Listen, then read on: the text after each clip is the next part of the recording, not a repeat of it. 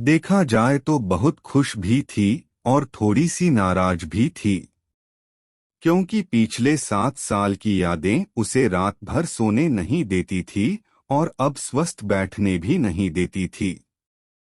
चाय का कप लेकर वह गैलरी में आकर बैठी और गुजरा हुआ कल उसके आंखों के सामने आने लगा। बेटा, तुम्हें ऐसे नहीं जाना चाहिए था। शादी होने के बाद उसे अंत तक निभाना आना चाहिए। ऐसा ही समझो कि तुम्हारा नसीब ही खराब है। कोई क्या करेगा? अगर माँ बन सकती तो बात ही अलग होती। मैं माँ नहीं बन सकती, इसमें मेरी क्या गलती है? यह सब मेरे हाथों में है। क्या माँ नहीं बन सकती मतलब मैं इंसान नहीं हूँ क्या? मेरी कोई फीलिंग्स नहीं है क्या? मिनट मिनट में मेरा अपमान करने वाले, मेरा जीना मुश्किल करने वाले लोगों के साथ में जिंदगी कैसे बताऊं? वह जो कहेंगे वह सुनना। रानी और माँ की यह सब बातें चालू थी तब पापा आए। ये देखो बेटा, मैं तो एक कपड़े की दुकान पर काम करता था। अभी उम्र हो गई है तो कोई काम भी नहीं देता है। और तुम्हारा भाई हर्षल तो परदेश में अपने गृहस्थी में मगन हो गया है। तुम कहती हो तो मैं तुम्हारे ससुराल वालों से बोलता हूँ, पर तुम अपने ससुराल वापस चली जाओ, ऐसा मुझे लगता है। नहीं पापा, कुछ भी हो जाए मैं उस घर में वापस नहीं जाऊंगी। वहां पर मुझे घुटन सी होती है। वहां मिलने वाला अपमान, बेइज्जती से मैं थक चुकी हूँ। शादी के पहले मैं मेरे पैरों पर खड़ा रहना चाहती थी, पर मेरा ग्रेजुएशन होते ही आपने मेरी शादी करवा दी। तभी मैंने आपके दबाव में आकर शादी की। पर अभी जब मुझे आपके सहारे की जरूरत है तो आप पीछे हट रहे हो। शादी के बाद लड़की ससुराल में ही शोभा बढ़ाती है। मायके में 4 दिन ही रहना अच्छा लगता है रानी। लोग क्या बोलेंगे? शादी मतलब कोई खेल नहीं है बेटा।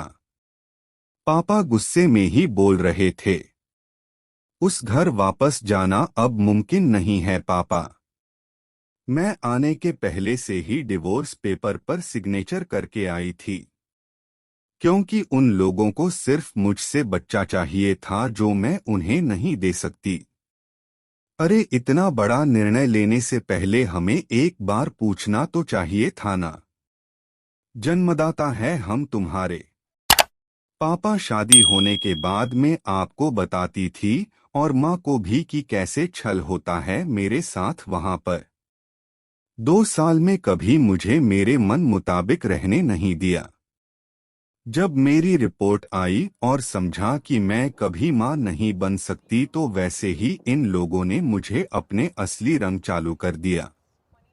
कैसे रहूंगी मैं ऐसे वातावरण में, और इस सब से भागकर अपनी जिंदगी खत्म करने वालों में से मैं नहीं थी। यह देखो बेटा, हर्षल ने दिए हुए पैसे से ही मेरा और तुम्हारे माँ का जैसे तैसे खर्चा चलता है। उसमें तुम्हारा खर्चा उठाना थोड़ा सा कठिन होगा।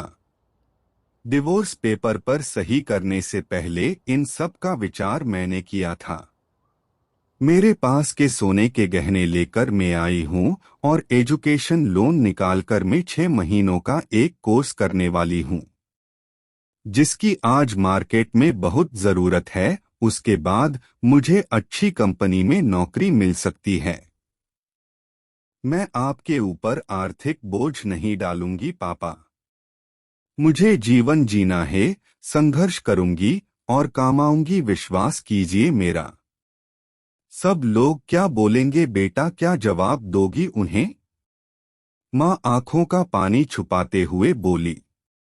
माँ बोलती थी कि वक्त आया तो सच क्या है बोल देना चाहिए।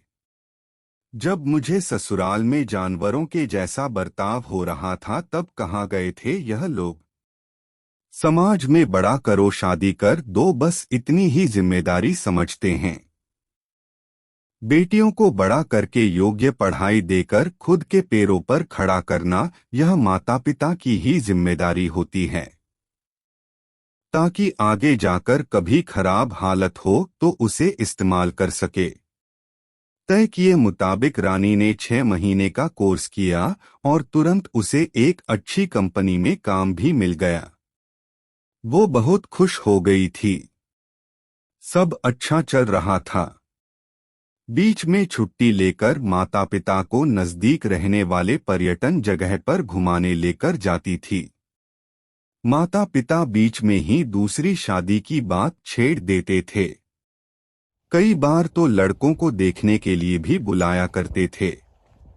एक लड़का तो डिवोर्स हुआ था तभी उसे स्वीकारने के लिए तैयार था।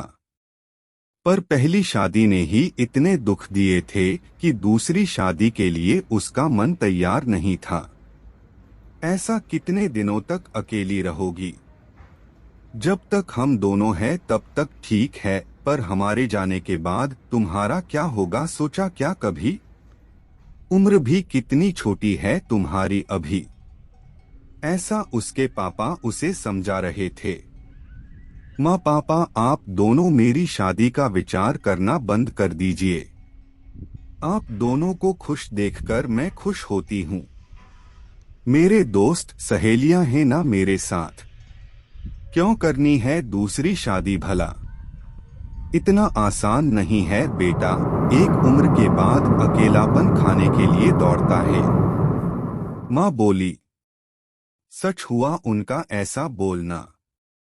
आगे 2 साल में पहले माँ और 6 महीने में ही पापा का निधन हो गया। रानी अब अकेली हो गई। हर्षल भाई और उसकी पत्नी आए और साथ में चलो बोलकर औपचारिकता की। पर मुझे उनके साथ जाकर वापस बोझ नहीं बनना था। मदद के वक्त मेरे साथ खड़े रहो, इतना बोलकर मैंने उनको जवाब दिया। ऑफिस का काम और बहुत सारे दोस्त सभी लोग की शादी हो गई थी और वह अपने अपने गृहस्थी में मगन हो गए थे। जीने के लिए कोई लक्ष्य मिल ही नहीं रहा था उसे। छुट्टी के दिन ऐसे ही एक मैगजीन पढ़ते समय उसे सिंगल मॉम पर एक बात पढ़ने के लिए मिली और उसे जीने का उद्देश्य मिला। उसने उस ही दिन तय किया और एक 10 साल की लड़की को गोद लेने का प्रयास चालू किया। प्रक्रिया बहुत बड़ी थी, पर बोलते हैं ना, मन में इच्छा हो तो रास्ता मिल जाता है। वैसे वह प्रक्रिया पूरी हो गई और आज वही दिन था कि वह उस लड़की को लेने के लिए अनाथ आश्रम जाने वाले थी। उस लड़की को घर लाकर वह मां नहीं बन सकती, इस सोच पर और उस पर होने वाले सभी आरोपों को मिटा देना चाहती थी। तभी उसने निश्चय किया कि लड़की को बहुत पढ़ाऊंगी, खुद के पैरों पर खड़ा करूंगी और फिर शादी करवाऊंगी।